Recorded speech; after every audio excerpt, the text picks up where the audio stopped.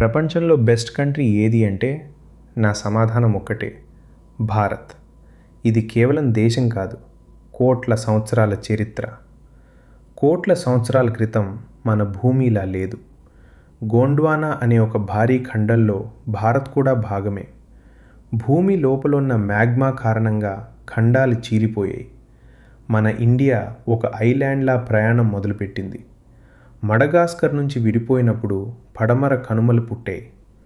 ఈ కొండల వల్లే మన దేశంలో వర్షాలు పడుతున్నాయి. అగ్నిపర్వతాల పేలుళ్ళు డైనోసార్ల అంతానికి కారణమయ్యాయి. ఇండియా యూరేషియా ప్లేటు ఢీకొట్టినప్పుడు హిమాలయాలు పుట్టాయి.